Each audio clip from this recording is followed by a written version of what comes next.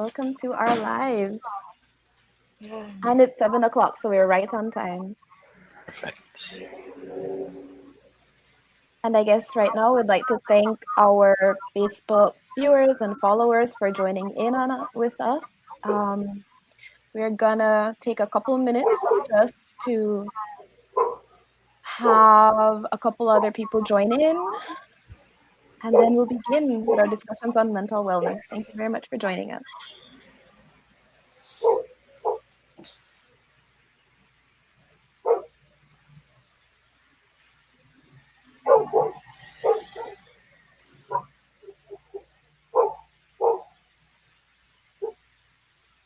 And we have a comment already. Hi, April. Thank you very much for joining us and tuning in on a Friday night.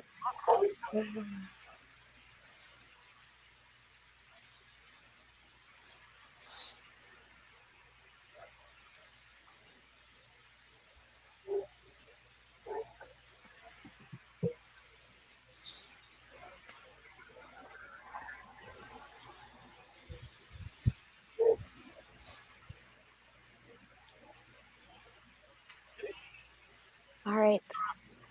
Yes. So Friday night, and we'll talk about mental health. I think we have a couple more viewers. How do you guys feel? Awesome. Do we feel ready to begin? Yeah, we have 10 viewers so far. All right. All right. You guys ready to begin? Yeah. Okay. All right. Good. All right. Well, for the 12 viewers that we have at the moment, my name is Marco Vasquez. I'll be hosting the live for tonight. And I am a Heritage Education Network Belize volunteer. I'm original from Roselle.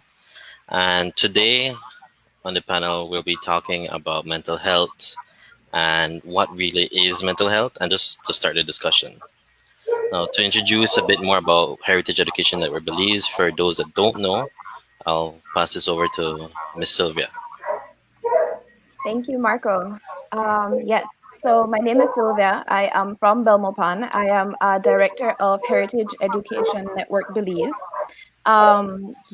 We are a new NGO. We've launched this year in 2020. And the goal of Heritage Education Network Belize is to promote heritage, archaeology, and support to the cultural and creative industries in Belize. We do this through business support series, through videos. We do this through also sharing archaeology information. And tonight is the launch of a very new series that we'll be hosting monthly from now on, and it is on mental health and mental wellness. We also provide tutorials and workbooks that are available online. You can go ahead and visit our website at heritagebelize.org. There is an online resource library there. Feel free to join our mailing list, so that you have access to all of our new information that we put online. And you can go ahead and follow us here on Facebook or on Instagram to just keep abreast of the discussions that we have surrounding culture, surrounding business, surrounding the creative industry, and surrounding our Belizean heritage. Yep. I'll pass it back to you, Marco. Okay, thank you, Sylvia. Now, I just want to introduce two young ladies that have been in the field and are practicing at the moment. And that is Miss Zajira Lozano and Miss Roselle Carballo. Now, we'll be talking about mental health, mental wellness, and what it really is about. So, you guys can start whenever you're ready. Okay. Hi, good night, everyone. I am Zahira Lozano, originally from Orange Walk Town. I have a degree in psychology from the Universidad Anáhuac Mayab. My areas of interest in psychology, for those who don't know, psychology isn't just about psychotherapy. There's so many branches, and I am particularly interested in neurodevelopmental disorders in children, which is basically special ed, I guess, special needs, and also industrial and organizational psychology, because I like business and that's an area that also interests me.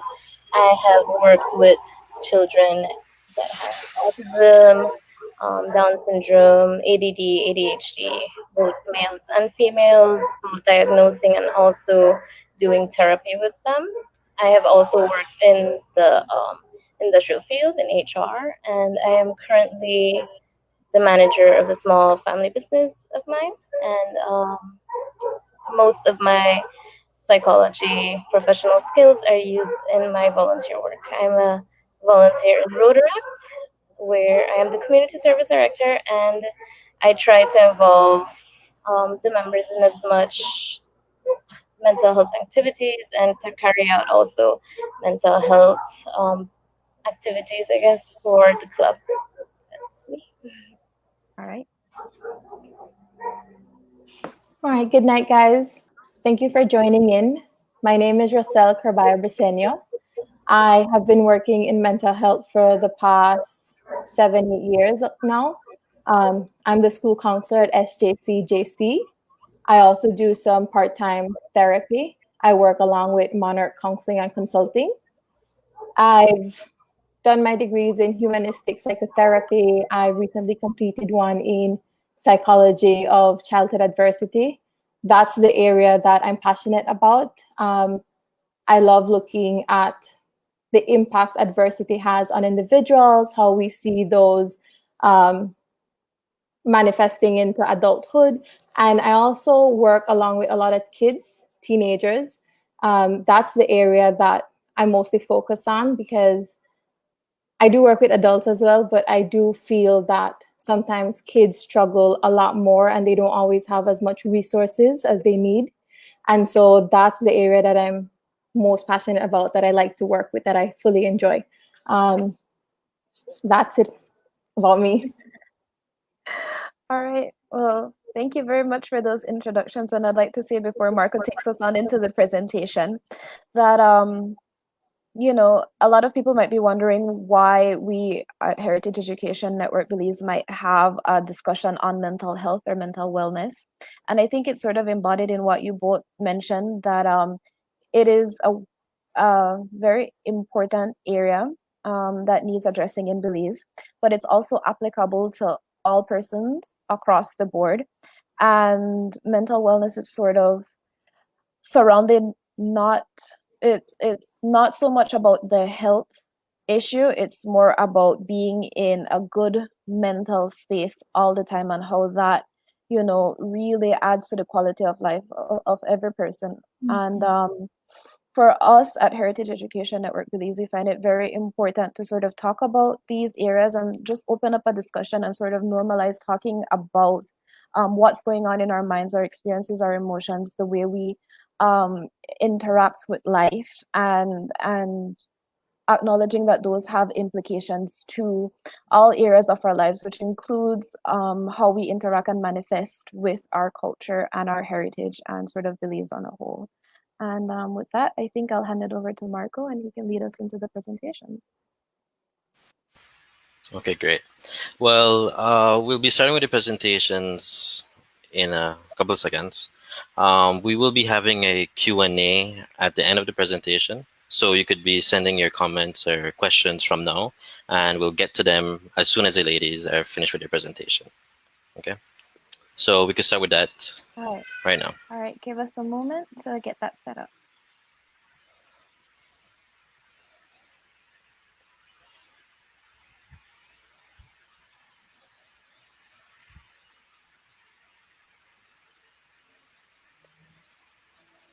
Okay, Zahira and Roselle, you could take the floor now. Okay, so let's dive in and talk about mental health. I guess, can we go to slide 2? So, in the same way that everyone knows we have physical health, everyone is aware that when you have a headache or your nose feels stuffy, you might have a flu, when you have a fever, you have to take a pill. We are very attentive of our physical health. But I think many times what we don't realize is that we also have mental health, which is very important also for our physical health. They work hand in hand and they're equally as important. Our mental health includes all our emotional, psychological, and our social well being. Um, it includes all the things like how we feel, how we act and behave upon things, and the choices that we make. this also has to do with how we cope in different situations, especially in very stressful situations. Like right now, very recently, this year has been very heavy for a lot of people, and it has taken a toll on their mental health. Many people are trying to find ways to cope, many have found ways to cope, and tonight we hope that those who aren't very sure yet can leave by learning some techniques that they might be able to use in order to cope with all the stress that is happening right now. So if we can go to the other slide, please, Marco. Mental health, normally people think mental health, mental illness, mental disorder, um, and really I think there's stigma in mental health here in Belize, especially because of that misconception. Mental health isn't something that you are born with mental health or without mental health. It is really a continuum. We are all every day facing different challenges that impact our mental health. It is not a problem that you are forever stuck with. It is actually a spectrum in the same way that you can be physically healthy, little sick or very sick. You can be very mentally healthy, a bit unstable. You can have poor mental health, and you can reach to the point where you become mentally ill if not attended to. So, mental health isn't something that you wake up one day and you realize, oh my goodness, I don't have mental health.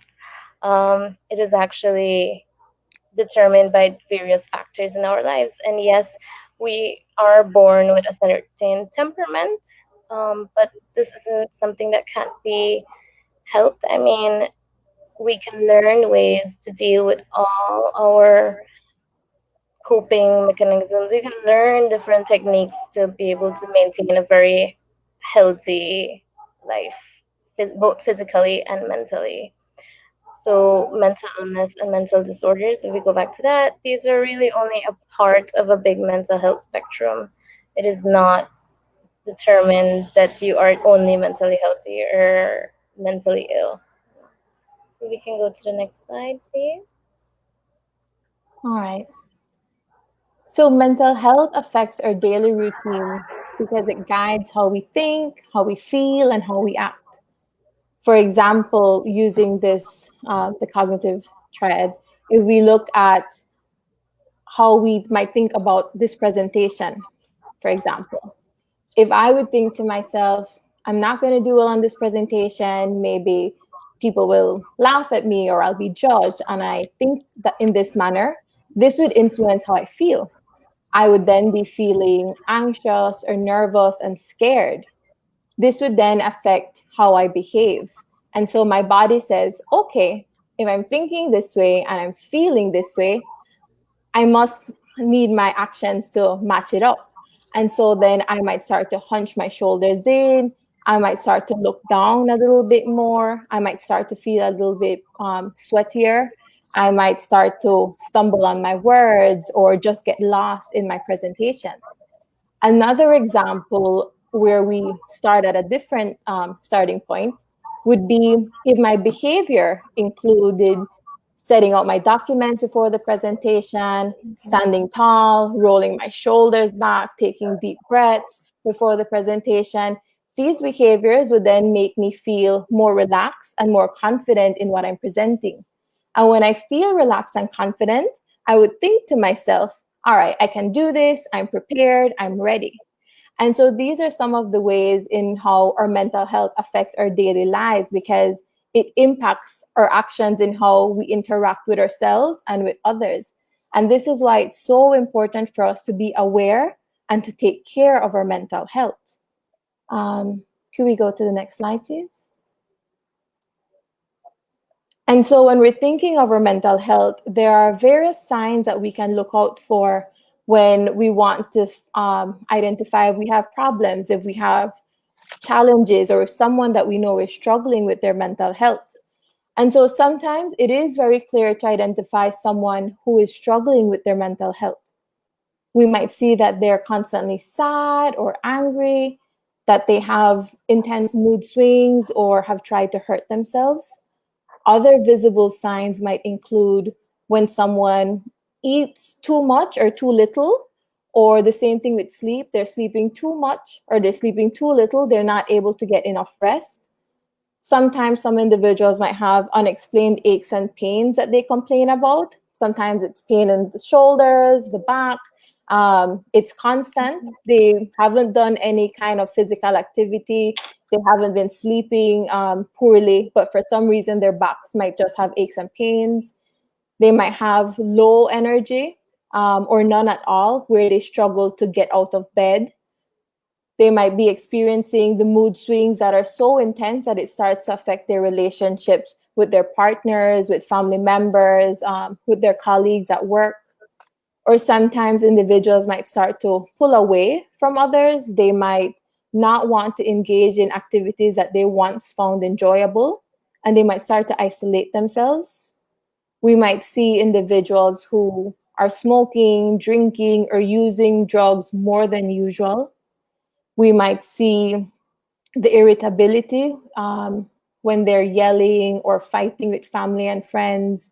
And then they also might struggle with performing regular tasks from their everyday routine. And that would go sometimes with the same mood and energy that I mentioned earlier, because if they have low energy, they're struggling to get out of bed, then they'll have a hard time maybe completing their work, their homework, if they're students, maybe going to do the groceries, maybe just making their bed, tidying their space. These things that are part of our daily routines would be a lot harder for an individual to complete. And so, looking out for these signs in ourselves and others can help us recognize if we need help. And it also helps us support others. These visible signs provide a guide in knowing when to reach out and assist individuals that we engage with often. But there are also other signs that are sometimes overlooked because it's not visible to the eye and it's harder to identify without connecting with someone. And some of these invisible signs include when someone feels numb and they feel like nothing matters. They get to a point where feeling intense sadness gets tiring, that they kind of close off and there's no longer any form of feeling towards anything. There aren't feelings of sadness or of happiness. Sometimes individuals can start to feel very helpless and hopeless, like they want to give up, or they go in and out between the feelings of being confused, being forgetful, being on edge, being angry or upset, being worried, being scared, sometimes for themselves, sometimes for other people around them, their loved ones. And sometimes they have persistent thoughts and memories of past experiences or unexplainable fears that they just can't seem to get out of their mind. As much as they tell themselves, don't think about that, it keeps popping up over and over again. And so these are some of the invisible signs that sometimes we might experience or other people around us might experience. And it's very important that we look out for these, because sometimes when we ask someone, they might readily share with us.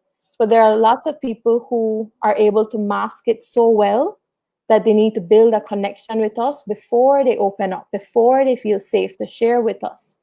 And so, in order to identify these invisible signs, it is important for us to have conversations with the people we interact with, to ask them, how are they feeling? And to be ready to listen with care. And it's important too to remember that if you or someone you know is experiencing some of these signs, that there are different resources available to assist. So on the next slide, Zajira will be sharing some tips that we can take to maintain a positive and healthy mental health.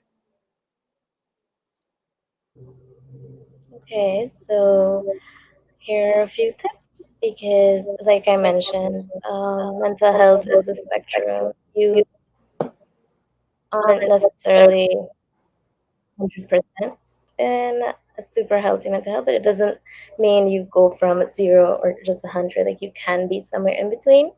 And many times, all we need to do is give ourselves some time to de-stress.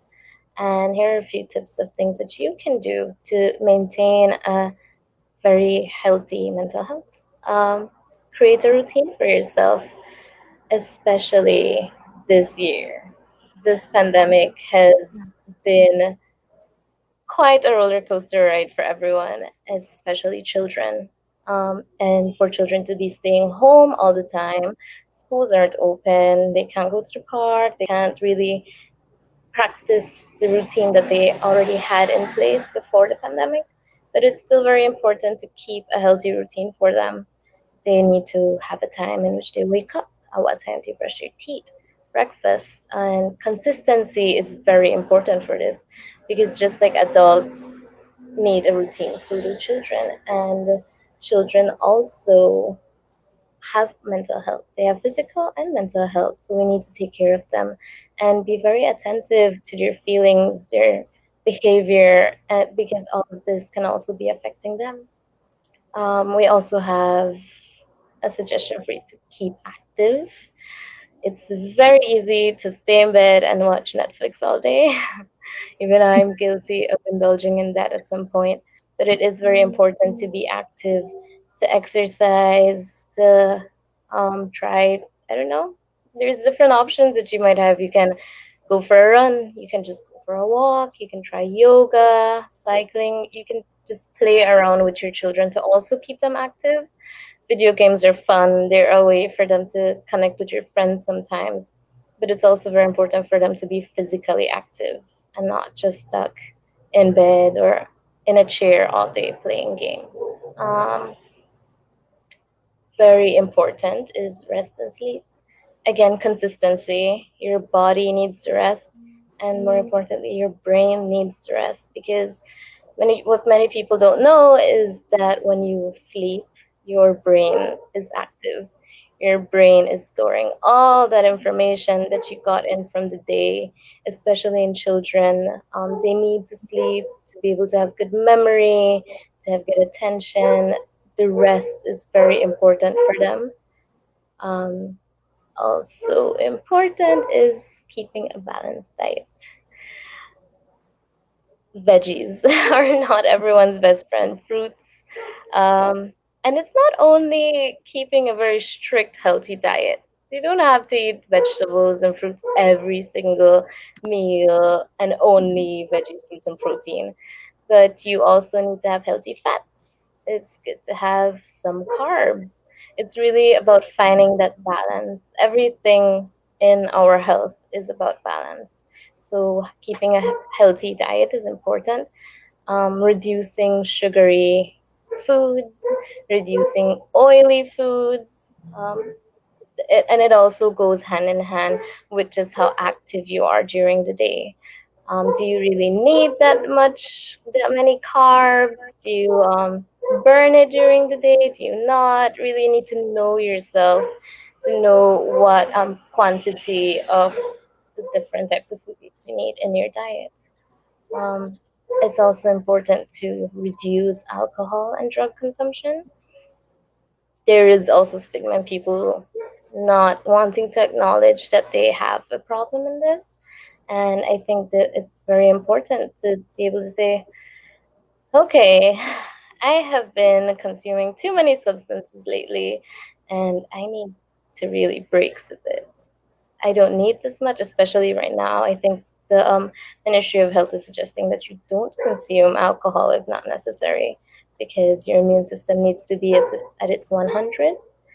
So that also has a lot to play in this. Reach out and engage with others. We are naturally social beings.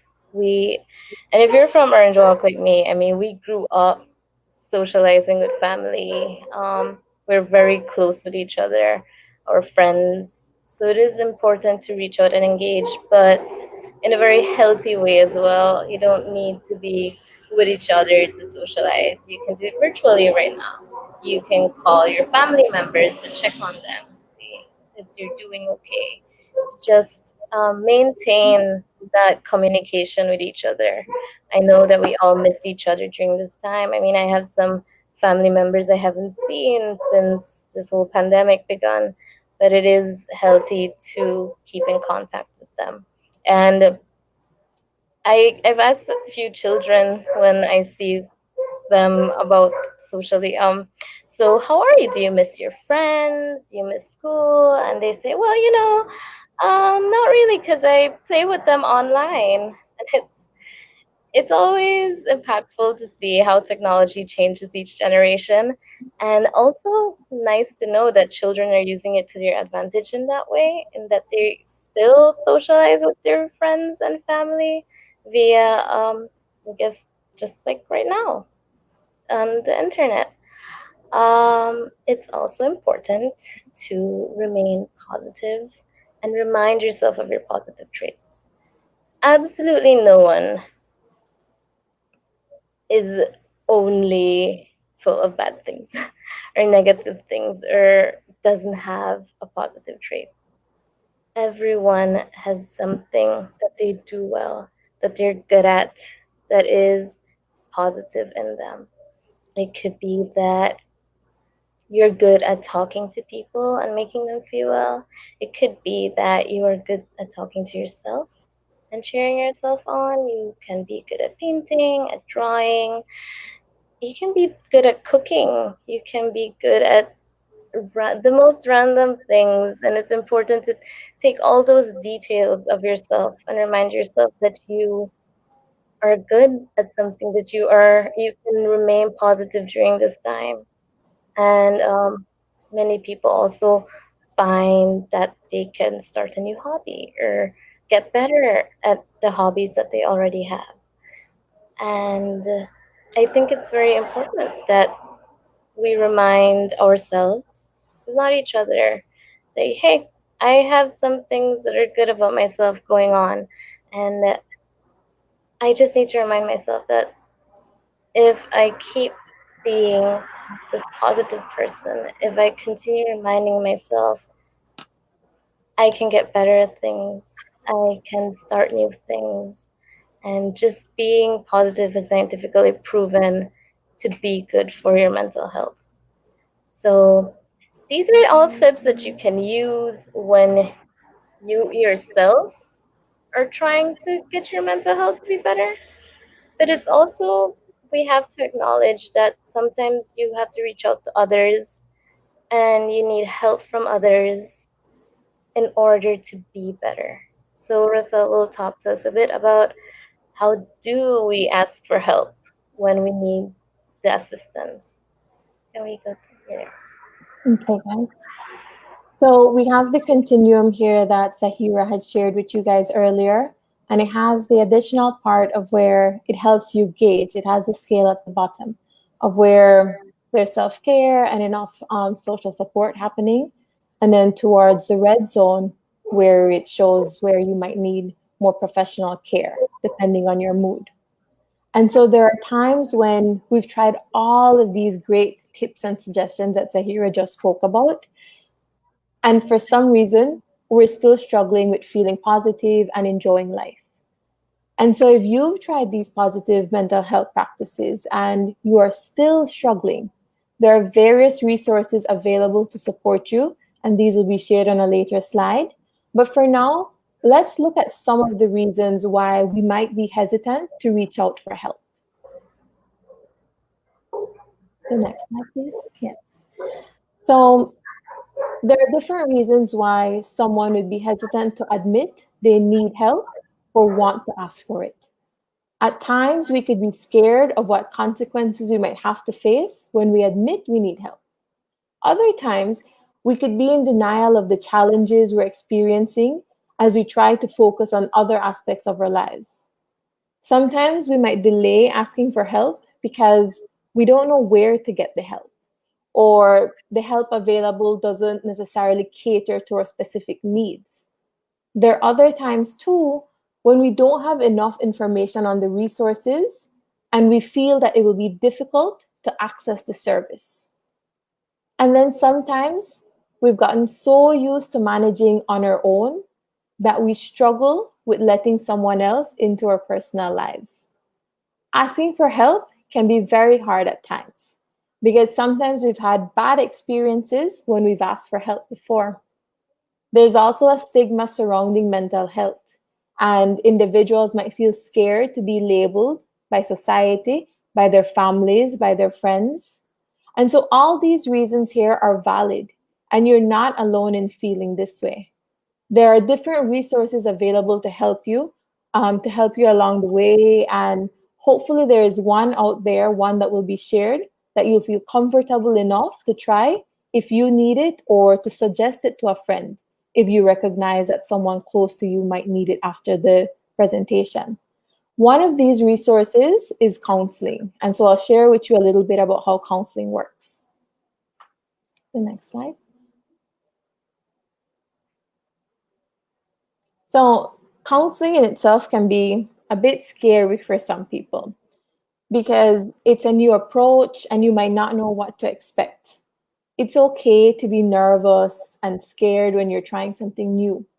It can be really hard to be vulnerable with someone else, to open up to someone else, and to sometimes try to explain to someone else something that you yourself are struggling to understand, where sometimes you feel something, but you don't have the words. You don't know how to explain it. And so if you can't explain it to yourself, it might feel really difficult to explain it to someone else. And it happens to everyone. Even for myself, when I had to do sessions as a requirement for my studies, I was also very nervous. I didn't want to do it in the beginning. I didn't want to share my personal stuff with someone else. I was worried that the session might be long and I might run out of things to talk about. But once I got there, the therapist was really inviting, really warm, and it just flowed. The conversation and the different exercises that we did, everything just flowed right into place. And then I was able to recognize the different positive changes that were happening in my daily interactions as I kept with my sessions. And this is because counseling and therapy can help you make sense of your thoughts and feelings, and it helps you organize them. It also helps you identify healthy coping strategies that could help you improve your lifestyle.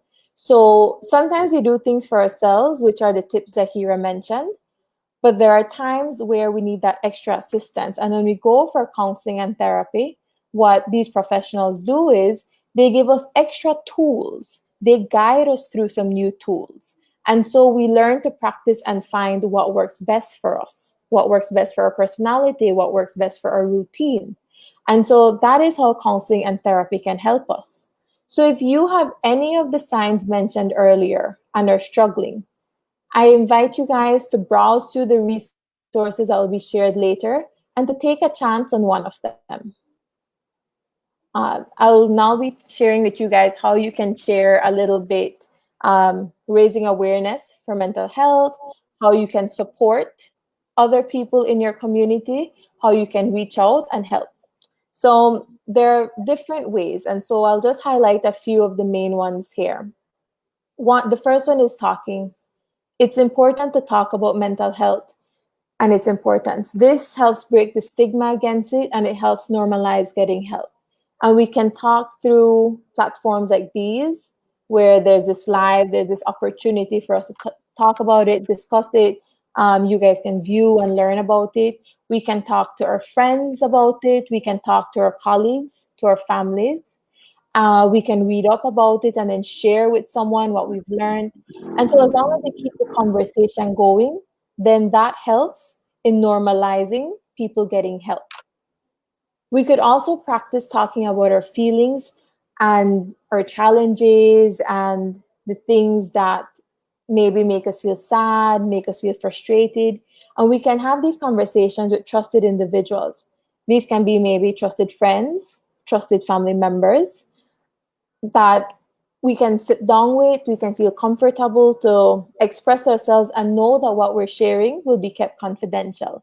That will be a private conversation where we'll be heard and understood. Another way of helping out our communities is to model positive behaviors for children. Children are very observant and they're always looking to adults to learn how to navigate their own feelings. And so when we're able to identify and label our feelings and we verbalize that around kids, it helps kids learn the vocabulary that they need when they're experiencing something similar.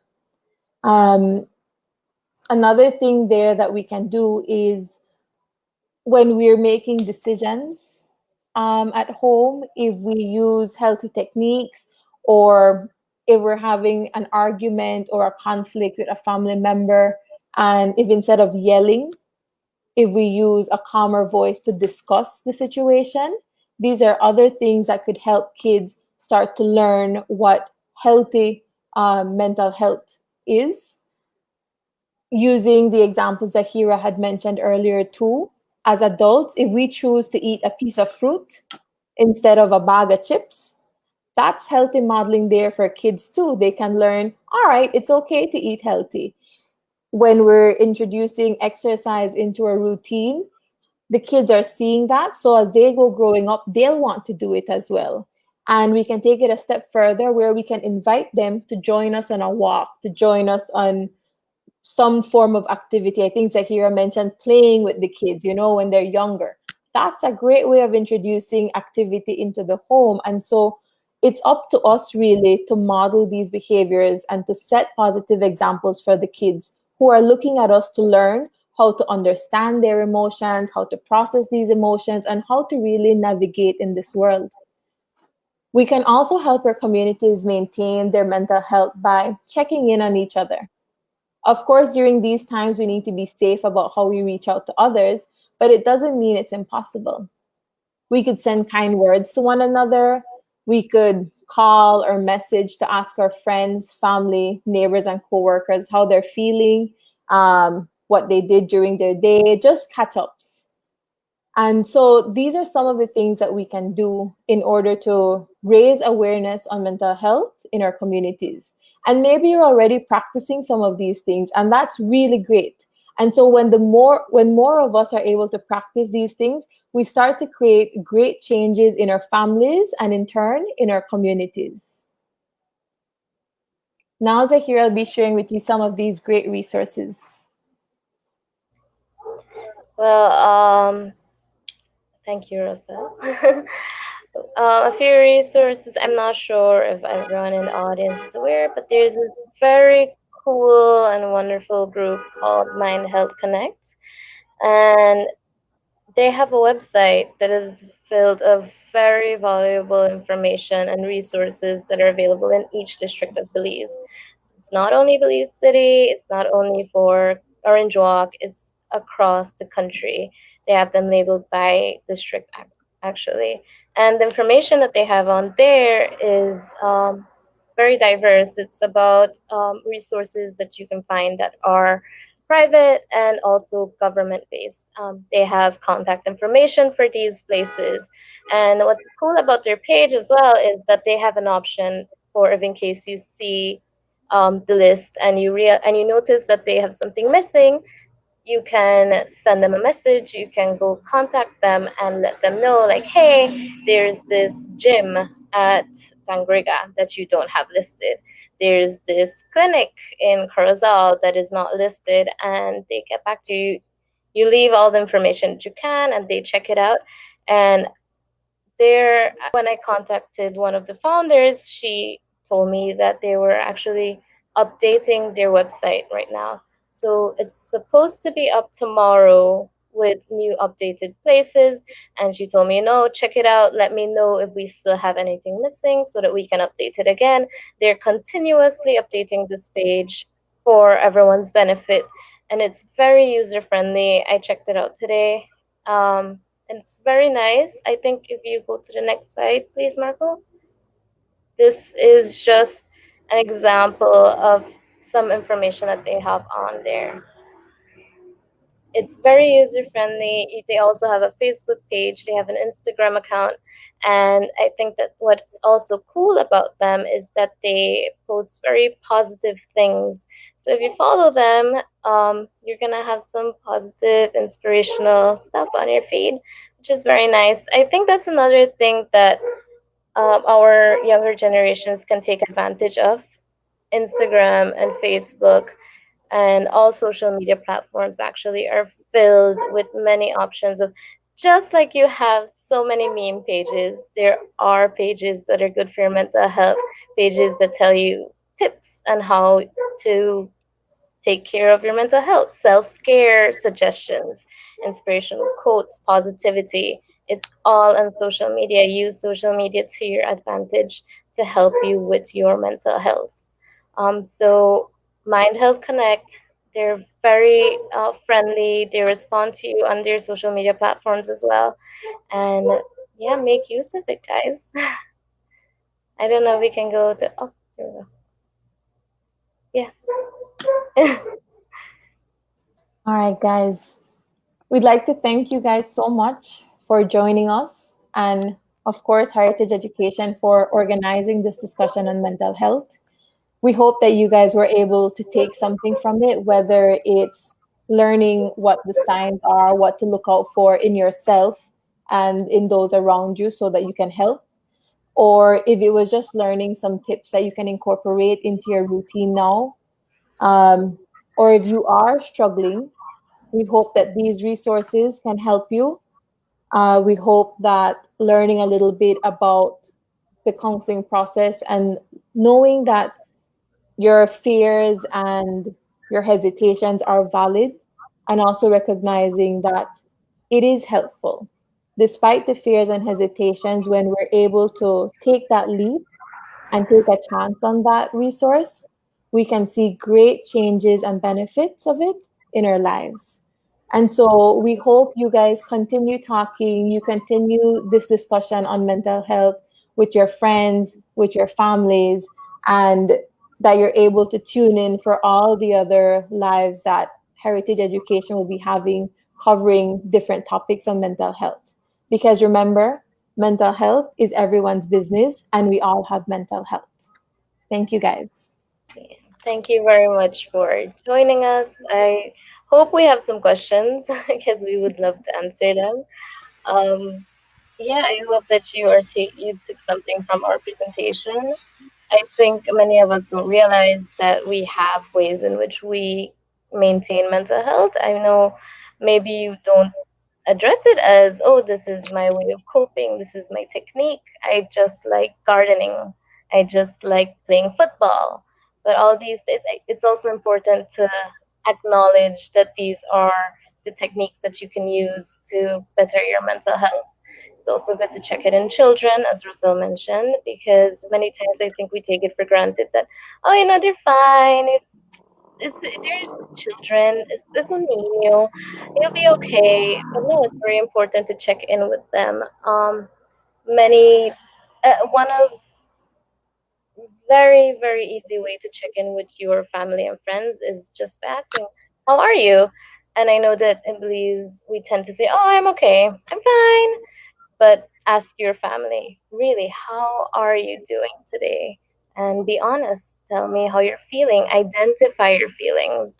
Many times you think, oh, I hate it. I hate this. And in reality, there are other feelings that can be described, that can describe better what you are experiencing. So just being more attentive to your own mental health and those around you can benefit everyone a lot.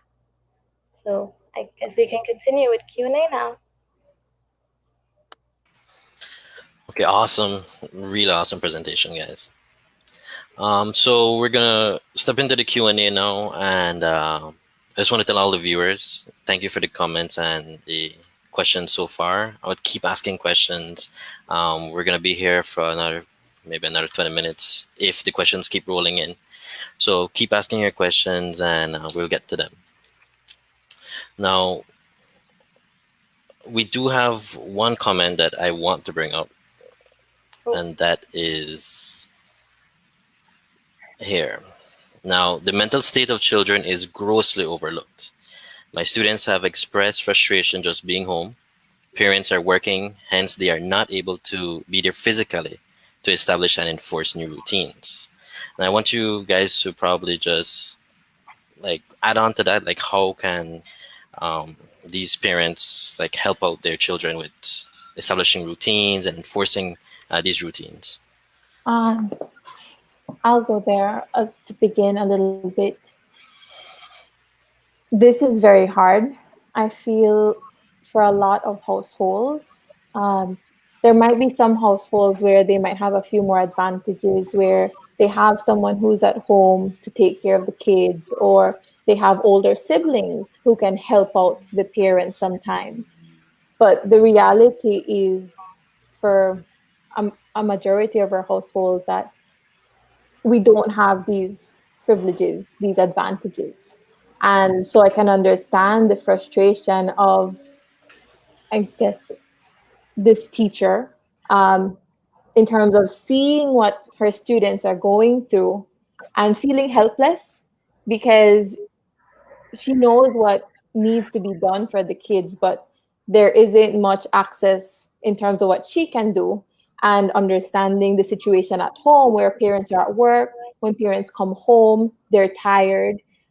In addition to just work tired, they have the stressor right now with COVID. And so that causes mental exhaustion.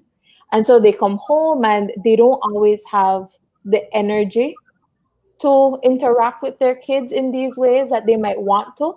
The want might be there, but the energy might not be there to execute it. And so when we're thinking of what can we do then to help these kids? How do we engage them to ensure that they are getting the most of what they need? We have to work as communities. We have to be there for one another. As teachers, we can, as much as we can, incorporate movement in the classroom, even if it's something as simple as maybe like the first 1 or 2 minutes with our students. If we do some kind of physical activity where we just say, hey guys, stand up, or we play like, let's reach for the clouds, or let's reach for the grass on the ground, that is some form of movement there. And it's not the amount that we're looking for, but it's something. And what we're hoping that happens there is that it becomes a routine. If each time I see my teacher, I have 1 minute of doing this, then maybe when I'm at home playing with my other siblings, or if I'm chatting with my aunt or someone on WhatsApp, maybe I'll show them the fun things I'm learning. And when I repeat it, that's another way of doing the action.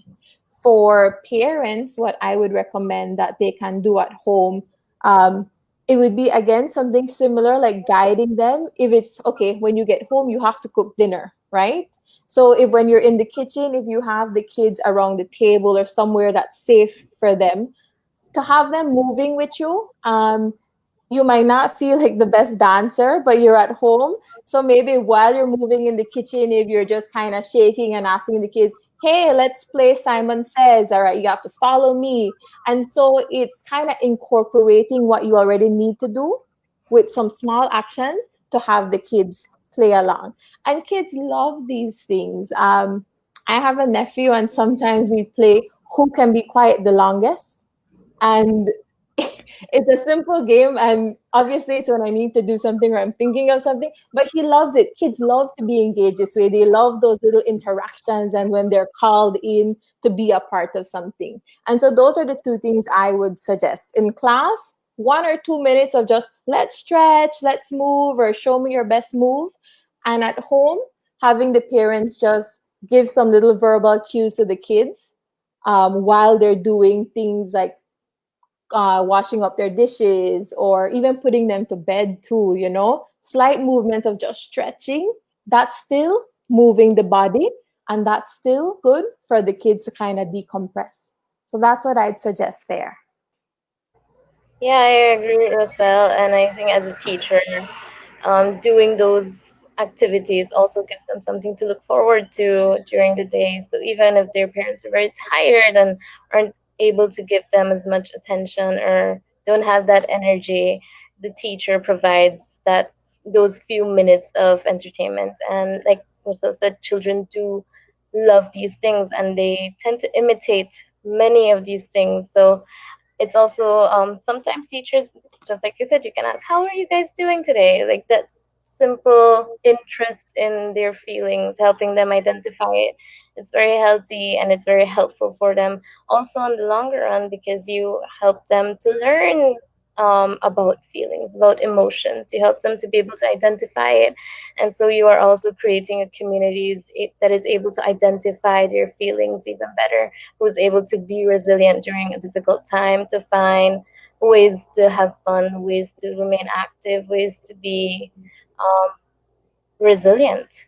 And just like Roselle said, for parents, they can play Simon Says, or who can be quiet the longest. Another thing that can also be done is to involve these children in the chores that you're doing around the house. So maybe you're sweeping. Oh, can you sweep under this chair? Can you hold the dustpan? Let's make dinner. Can you shred the lettuce with your hands? Can you soak the veggies in water? These simple, getting them involved makes them also feel important, makes them feel like they're a part of the household, like they have a task, like they do belong in like the world of responsibility and adult. I see a question there. So Do we go on that one? yeah, while we're on the student teacher topic, I want to bring up one question here that says, I am a teacher and we are currently teaching online. What tips can you suggest for us to check on our students' mental health? I And think sorry, I believe this person has a follow-up comment, Marco. Maybe you can link it it's right at the bottom. Okay, okay. And then she said, it's concerning me at this point in time because I can't see how they're doing. Turning on a camera doesn't really help. Asking them how they are is iffy too. Because they can tell us what we want to hear. Like you mentioned in presentation that, oh, I'm just okay, I'm fine. Now, like, how can teachers really check on their students? I think one of the best ways to check on our students is when we start to notice certain behaviors. And to do this, we really have to be present and really focused. And that can be hard sometimes if you're a teacher that has maybe 4 or 5 classes. You're preparing, you're seeing different students. If you do like the subject teaching, you're seeing different students at different times. And so sometimes that can be a little bit exhausting to keep up. But that's really the only way that we can look out for these kids, because you're right, when we do ask these questions, some might just brush it off, or some might say, oh, it was just a bad day, but that's okay, I'm doing better now. And so when we notice small things, like maybe they're a little bit later to class, or if we notice that in the assignments that they're turning in, maybe it's a little bit late or it isn't done to what their normal standards. Another great another great technique that we can use is asking them, but asking them to write it out. A lot of times I find that when students don't have to verbalize it, they're a lot more open. And so sometimes if we give a reflection question or at the end of the class, or if we have, even if we can say like this is just a class activity, and we ask them to write it out and upload it and send it in, we learn a lot about students there. Sometimes it doesn't have to be direct questions of how are you doing, but sometimes we can ask them questions of, if you could travel anywhere, where would you go?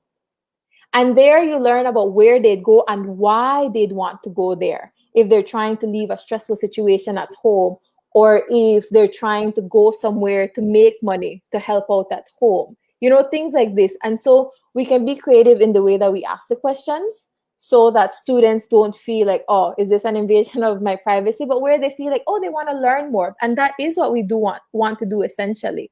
Sometimes we can give them like some personality assessments that we can find online, some quick ones, and then maybe ask them, based on what you got, do you think it's true to yourself, or do you think it isn't true to who you are? And then they're going to write and tell you a lot of things like, oh, it said this, and I think I am like this, but it said this part. And so that's how we learn about them. It is a little bit more work on the teacher's part, because you have to read through these papers, but it's one of the easiest ways to learn what's actually going on inside of a student's life. I've also noticed, and I think there is truth to it. I've noticed that, like in my classes, or when we do like Zoom presentations with students, they don't speak up when they're asked questions, but the chats, There's so much going on there. They love to type it out. They love to have that medium of expression. And so I do feel that asking directly, we might not get an honest answer. But when we're asking them to write it out through different mediums, then we get a lot of information there. And so I would suggest that as a technique for teachers. Yeah, because it's also important to know that children do have mental health and we do need to take care of it, but they're not adults. So the way in which you address these things with children is very different. A child won't tell you, "Oh, I feel depressed today." They probably won't use big words. They probably don't even know how to identify their feelings yet, but they can identify it in an activity or in a game, or making things interactive, making things more personal for them does help. So you have to find creative ways to do that, like yourself. Okay, awesome. We have another comment here and a question that says there are a lot of areas in Belize where people have extremely serious mental health struggles, but they don't have access to therapy, either online or in person, because they live in remote areas or because they cannot afford it. What would be some of the solutions to this problem, in your opinion? Are there any solutions to this? I Okay. think, oh, go ahead. No, go ahead. I think when we're looking at that, it is very challenging because mental health is still a fairly new area that's growing in Belize. And so we have services, but we don't have as much as we need, or we might not have them in specific areas that people need it. We don't have people specialized in all these different areas. In this case, where they're asking about, well, location and finances, in terms of location, um, I've found right now that working online has actually been very beneficial to reaching out to some people in remote villages. Um, they have data and they have their phone, and so we make the best out of it. Sometimes it's a video chat, and sometimes it's through a call that we end the session. Um, but there's a lot more accessibility because it's online. For some people, at least what I've found. Financially, though, I think that's our biggest challenge as a country because we do have resources. We have, like, at the clinic, we have the some therapists, we have the psychologists, we have some nurses there that also help out, but we don't have as much, and sometimes they're swamped with clients. They're not able to see everyone that needs. We do have other private services that, yes, do cost money. I think one of the aims would be if different groups or different workplaces would invest in their employees, would invest in the people that work along with them, um, to create some kind of subsidy or provide some help if they can't access the what is given for free, if they're swamped there and it's taking too long to access those, then maybe helping them access the more private ones, because people do need the help, but there isn't availability sometimes with spaces, or there aren't the finances. You'd want to go, you're willing to take that chance, but you don't have the money to do so. For example, the government has a really good program, the EAP, where they pay for government workers to get sessions. And that's a great program because they recognize that if they invest in their people, then the work that they're doing will be good. But not just that, but when they're at home, when they're engaging with the community, they're also going to be engaging in a healthier manner. And so I think those are things that I don't have the answers to, but right now I'm just thinking off the top of my head, if like schools, I'm guessing that would be like ministry, I'm not sure, could find some way of investing in their teachers. That's a big cohort there that we'd be targeting. If bigger businesses could start maybe investing in their their employees and providing this service for them. And then little by little, then that could go growing to like smaller businesses or people who maybe work for themselves. Maybe there could be some form of financial assistance that they can sign up for. But I do think that we need to work on as a country in how to make it more accessible and more affordable for our people to access, because it's needed and it would create such a big difference in our communities if we were able to help out more people. So that's my take on it. Yeah.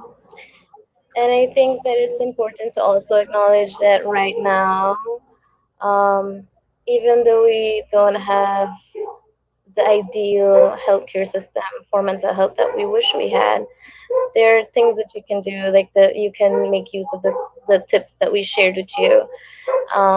I know that there's also in a few villages, well, many of the villages people are very religious or very spiritual, and many times they make use of the pastors or the priests or the nuns, people that they can reach out to. And even though they're not psychologists or counselors, many times they do take some training, some form of training for these types of things. So that is one way that they can help themselves in these areas. But I think that a bigger, I guess we can call it a problem, even though it shouldn't be, in not only rural areas but all of Belize, is that mental health is still a taboo topic in Belize. And I'm not referring only to older generations, not only to adults, even in our young generation. Sometimes I do like Instagram polls, or just open questions on Instagram about mental health, about topics that really are taboo or topics that people don't like addressing. And even though it's anonymous and only I would know their response, many people don't open up about it. You get like one or two responses, and a few hundred views.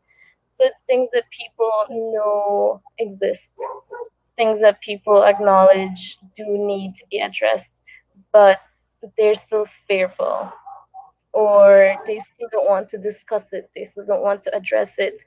And that is also something that holds us back, that we need to be more open about it. We need to be more accepting of it. And like I said, it's not you're mentally healthy or mentally ill. Like it is a spectrum, and we need to acknowledge that it is okay to not be okay sometimes.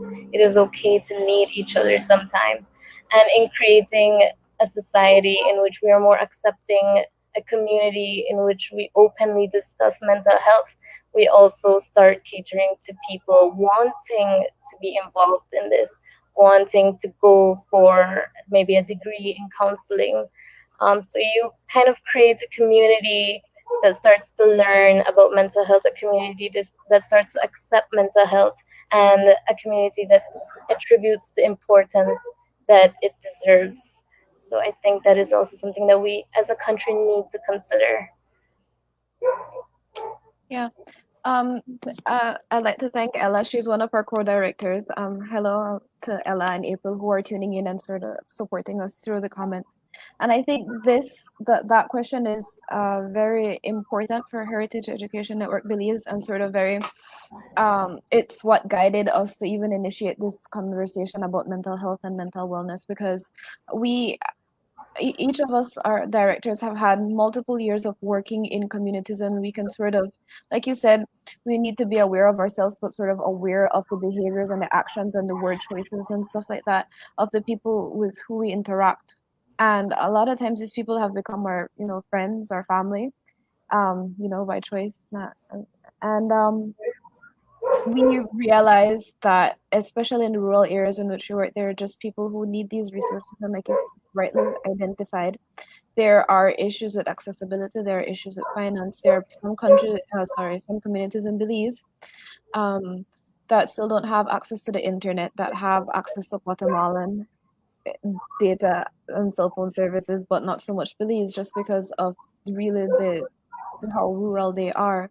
And we acknowledge that we won't be able to find all the solutions in conversations like this, but at the very least, we'll open up those discussions and sort of talk about accessibility, talk about mental health, sort of create a greater understanding. And like the another question that came up, you know, acknowledging that mental health is a taboo subject in our society. One of the questions was asking why we think it's such a taboo subject in our society, but you know, just bringing these discussions to the forefront. So we're really appreciative of that and your answers. We can continue with the other question. Yeah, very informative. We do have, there's two main questions that people are asking. Apart from the comments, they're messaging me privately. That one being, someone asked, here it is, how do I break those barriers and saying I do need help? They do identify that they do have some mental issues. How do they come out and say, you know what, I do need help? You know, accepting we need help is our own internal struggle. I think when we're looking at verbalizing it to ourselves, because sometimes we have it running in our mind over and over, and we don't want to say it out to ourselves or say it out to someone close to us. And so when we're thinking about how do I cross that?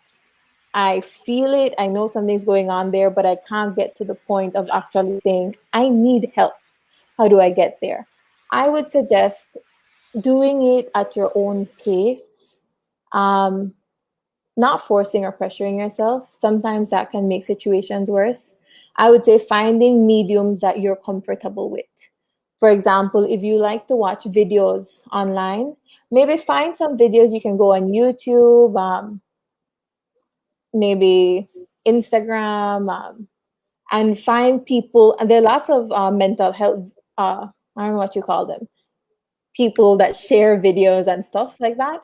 And you can find these and you can learn a little bit by reading. You can watch videos where people share their experiences. And so you can find things through mediums that you're comfortable with where you learn about the process or learn about the benefits of admitting to yourself and taking that leap for yourself. And when we do that, sometimes that helps to break down our own fears, those struggles, those internal struggles that were mentioned. That helps break down our fear so that we can start to feel more comfortable with being okay in saying, I need some help, and that's okay. And that really just comes from familiarizing, because sometimes it could feel like, oh my gosh, I don't want to say that because we might think we're the only ones. And that's scary to think you're the only one going through something. But when we learn a little bit more about, oh, this person is going through this, or someone else my age across the world is going through this, then that starts to kind of normalize, oh, it's okay to feel these ways, or it's okay to have some days that are worse than others. And then once those fears start breaking down slowly, then you will start to feel more confident and you will start to feel a little bit more brave in being able to say, all right, next step. Let me look at what resources are there. But I would suggest take it in steps. Start familiarizing yourself. When you're ready, start looking at what resources are there for me. Start exploring those avenues. Again, not so much that you have to jump into it immediately, but just learning about them. And then when that starts to feel comfortable for you, then you take the next step of maybe saying, let me contact someone and see how that goes. And again, step by step, each day, one day at a time. That's what I would suggest to someone who is kind of struggling there in that in between.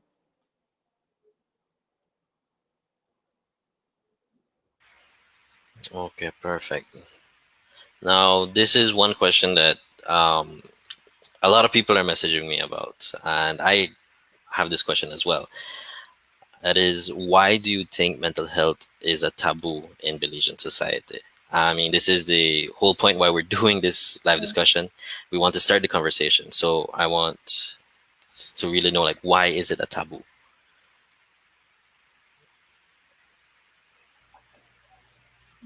I think, Go ahead.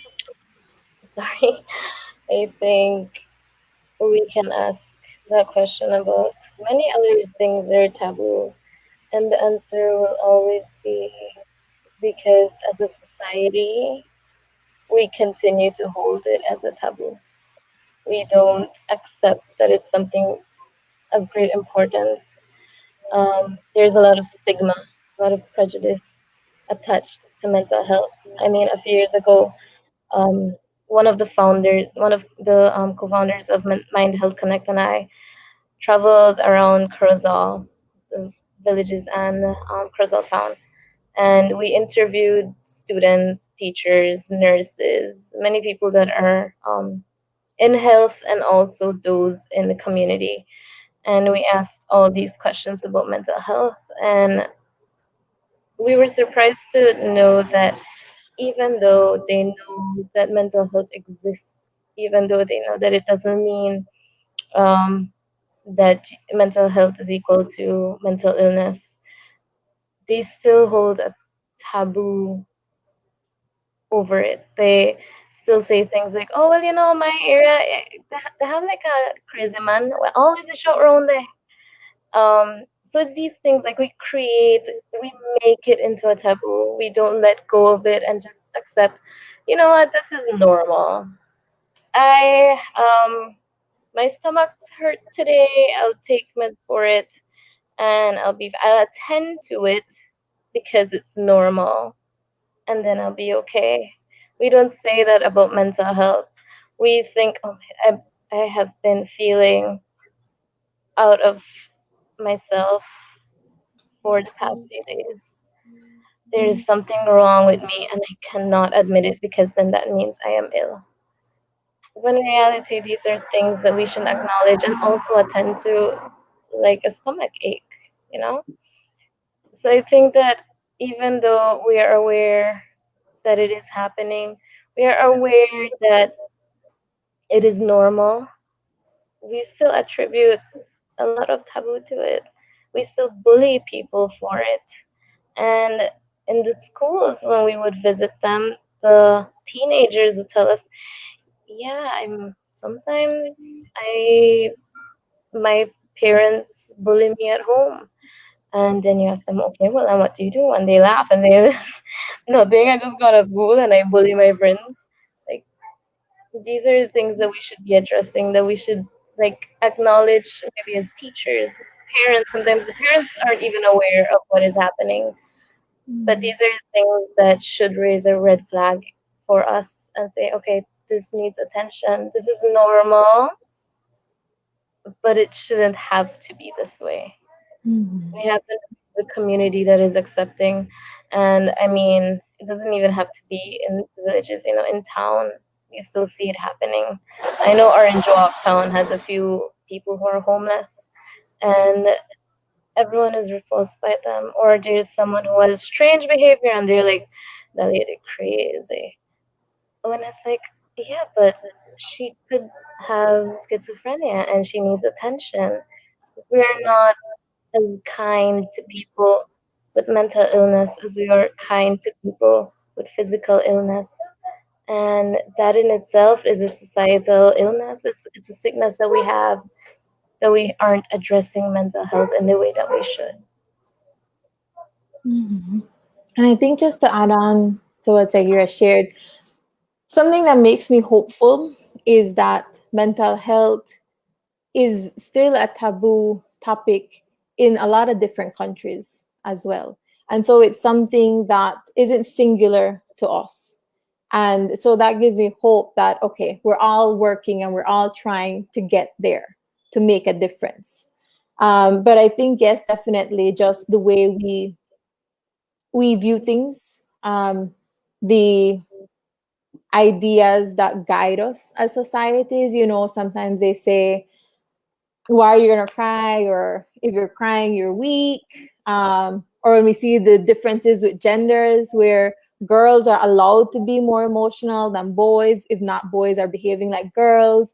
And that's the ideas that are sometimes passed on to kids. And so that's where we see it being happening over and over. The other thing too sometimes could be just the language.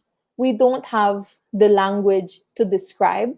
And so, like Zahira was mentioning, with how in different communities, different people who might have mental illness or might have some other form of physical illness, but how they're just labeled crazy, right?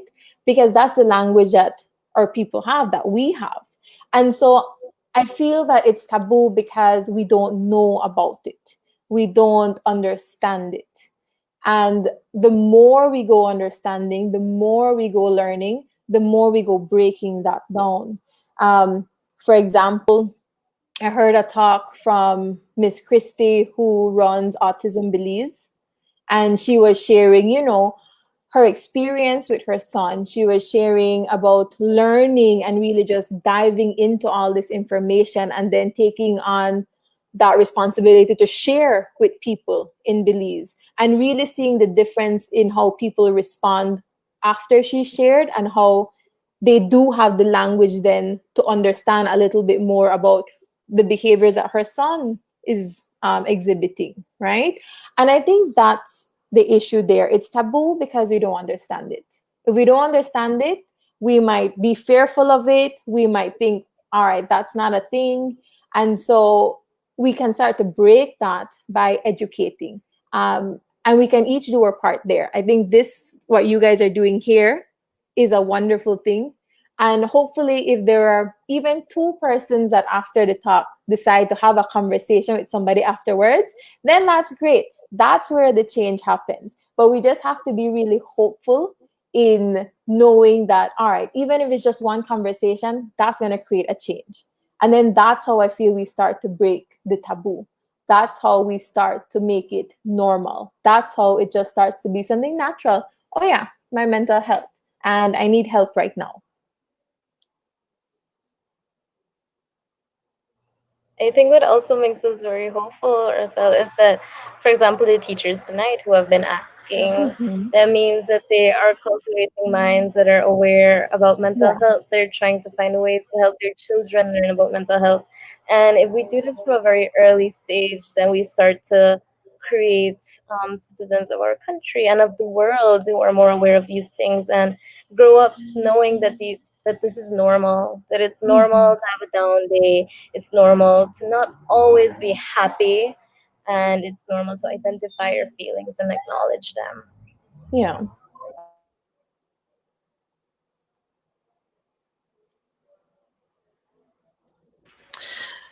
Yeah, that is very true, and that's the reason why I wanted to do this live to begin with, to just start the conversation, break that taboo, and make it a norm that it's okay to, especially for men, like it's okay Yeah. to have feelings. It's okay to feel depressed. It's okay to feel sad. Whatever. It's okay, and it's okay to Mhm. talk about as well. Now, Just I want to don't add think to we that, have. Marco, Yeah.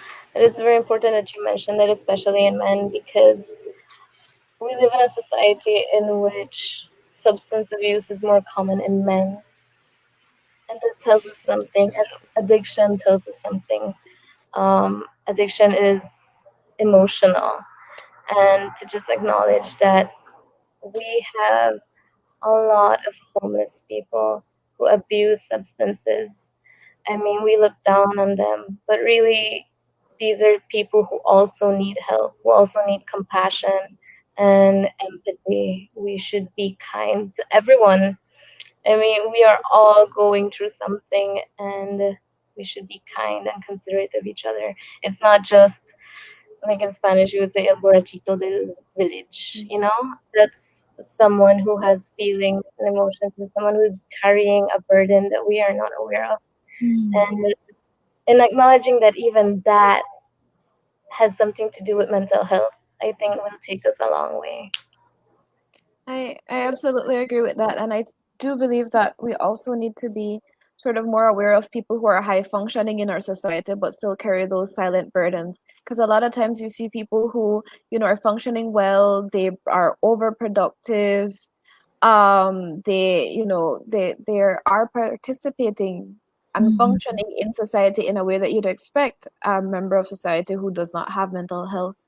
or poor mental health or a mental health illness, they're functioning. But when you really look at sort of the words or some of the invisible signs like you guys identify that they might have, there are people who struggle or they go home and that is when they sort of de-stress and release, and or where some of those negative traits might manifest. And like you guys mentioned, be kind. That's, I don't think you can emphasize how important it is to sort of just be kind to people. And I think also when Marco mentioned, emotions for men, I think another thing that has sort of stood out to me over the years is the expression of your feelings and emotion, but also in a physical way. Like, men don't hug each other. Men don't say "I love you." Women don't say "I love you." Like, can we really look at ourselves and sort of be honest and say, when is the last time that you've told someone that you love them? Just looked at them and said, "I love you." And that could be a partner, a family member, a friend, a coworker, someone that you meet just on the street, because we're all human beings and we all, all our feelings and emotions are important. They're valid. And you don't need to know somebody to love them. It is their existence as a human being that is important, just like our existence as a human being is important. But those words we do not manifest, nor do we interact with our society in a way that we allow those emotions or expressions of emotions to be manifested. And I think those are things that are important. And when you talk about sort of the actions, I'd challenge people, just go out and tell someone, friend, family, reconnect with a friend that you haven't seen for a while, that you haven't reached out for a while, and just express that self. Just look at them and validate your feelings for them. Say, "I love you because you are a great person in this way," or "I love this trait about you." And look at that internally and reflect that to yourself as well. Like, what do you love about yourself? Positive affirmations like that, like you guys mentioned in the slides, are super, super important. And unfortunately, we don't engage with them enough. But like you said, Roselle, and I do like that you took it back to that sort of positive area where you are hopeful. We are having these discussions now, and it's time to make that change. We have another question that came in. Marco? Yes. It says how to deal with a student who lost a loved one due to COVID and there was no closure. That is due to COVID. The student could not see their loved one for the last time. Very heavy question. Yeah. And I think this is a question that applies here for a student, but it could also apply for a lot of other Belizeans who have lost someone, or is struggling with how to reach out to someone who has COVID symptoms. Sometimes we struggle because we want to help, but we don't know what are the right ways to go about doing this, especially right now that we can't be interacting. So maybe during normal times, we'd go over, we'd attend a funeral, we'd physically be there to give that shoulder, but we can't do that right now. And so as a teacher, what I would recommend is connecting with the student, whether it's through calls, or if the student is comfortable with a video chat. So outside of the classroom, maybe just giving the student a call to see, how are you doing?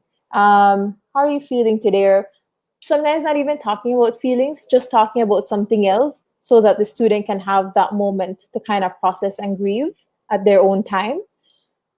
And then I would also suggest finding resources for that student. I would suggest referring the student to the school counselor, because at this point, what the student might need would be to do different sorts of guided exercises to get that closure, to really come to terms in accepting the death, in learning how to process the grief, because sometimes we might feel, I'm going to feel the sadness and then I'm going to feel good maybe after a month or two. But the thing with grief is that it comes and goes in waves. It's not going to go away. We find ways of coping with it. And so for someone to be able to deal with that, they really need to have a professional help them to do those exercises of closure. And so, as a teacher, as parents, what you can do is definitely, yes, be present with the student. Engage with the student, maybe if you just watch a movie or just eating your meals together, just so that there is that connection there. For the parents, that is, of course. For the teacher, it's the checking in, talking about different things, even if it's just the homework or the topic about the homework, just so that the student knows there's someone there for me. And when the student is ready, then the student will know, I can talk to that teacher because they've been there all along. But I would definitely recommend referring the student to the school counselor so that they can get the type of help that they need to get that closure, to really start to learn how to cope with that grief in a healthy way. Yeah, and just to add to what Roselle said, something that's very important to note is that grief and other very strong emotions that are triggered by very impactful events in someone's life, recovering from it, making progress isn't a straight line. It's not a straight journey. It's a roller coaster ride. And many people have this misconception that, okay, I'm starting to feel better, I'm doing better, I'm getting over this, and then they fall again and they think that it was all for nothing, all their progress has been for nothing. But in reality, mental health doesn't work that way. Like I said, it's a continuum, and it's important to acknowledge that you are going to have better days than others. You're going to have down days, and what's important is just be resilient and to keep going, because the roller coaster, at some point there will be an end to it, and you will recover. You just have to stick to it. And like Roselle said, to refer that child to someone who is professionally trained to deal with these things is very important. If you have access to it, make use of it. Yeah, I believe that point on referring someone to a professional is extremely important, because there are a lot of times when we feel that because we have been privy to some information that we need to provide those solutions then and there to be able to help, and that's a natural feeling, to be able to want to help people. And you can help maybe by sharing your experiences and affirmations and stuff like that. But I think it's super important to realize that while you are engaging with someone's mental health, you sort of have influence over that person's emotions, feelings, and actions. And it's super important to transfer that to a professional, because we really, even though, like me, for example, I engage with it, I am not a professional, and I wouldn't feel capable of providing the level of help that somebody might need. And I think it is important to acknowledge that in trying to help, we might err and make the situation even a little bit worse. So it's important to get professional help through either the government resources or private resources. But definitely important to reach out to people who have the background and expertise needed to provide that support.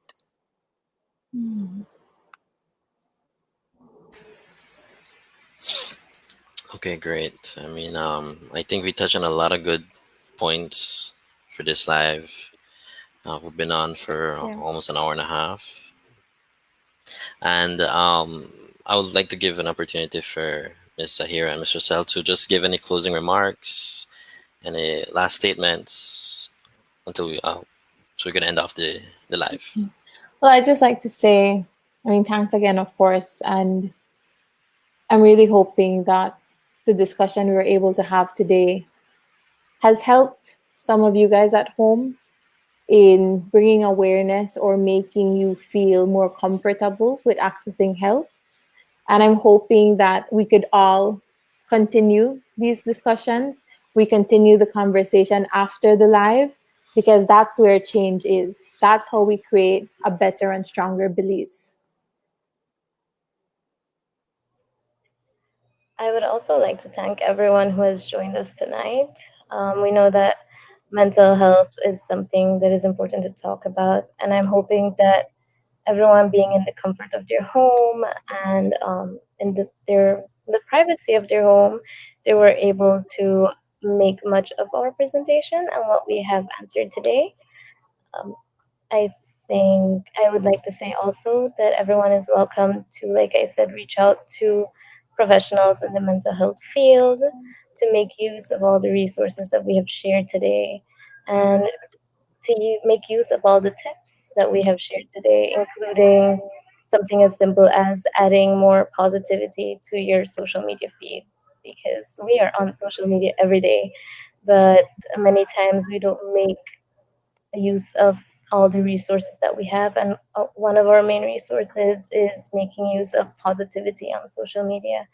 I invite everyone to be kind to people in the community, to be open, to discuss mental health, and to ask the questions that really matter in society, to do your research. And like Roselle said, you have access to many things via the internet, you have access to videos, to literature.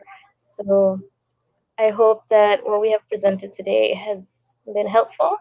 I hope that at least one person will go and check out all the things that we have offered. And I truly hope that together we can make mental health less taboo in Belize. And I believe that we will because we have more and more people interested. We have more and more people realizing that there is a big need and accepting that mental health is normal. So thank you everyone for joining us.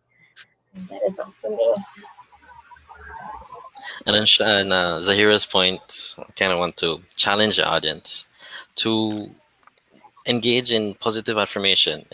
Tell someone tonight, tomorrow, every day something positive, and take that message beyond this life, and just be nice. That's it. Just be nice and take into consideration that other people do have feelings.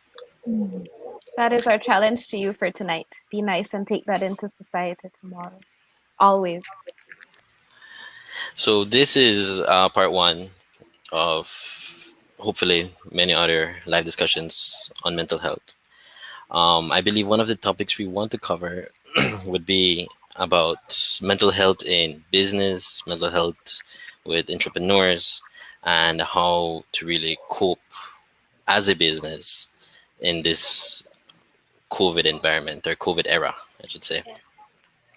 And an idea just occurred to me. Maybe in the comments, you could also mention what other topics that you would like us to discuss in the future. Because we want to continue this discussion, maybe do it a monthly thing or whenever we have topics to discuss, we want to do it. So in the comments, if you could just maybe suggest some topics that you would want us to cover, that'd be perfect.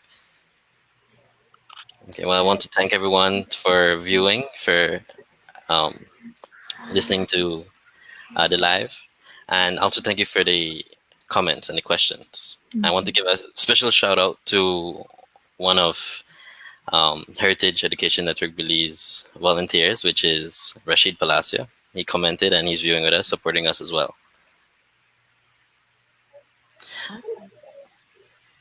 Yeah, so thank you guys, and that'll be all for tonight. Thank you too. Good night. Good night, everyone. Bye.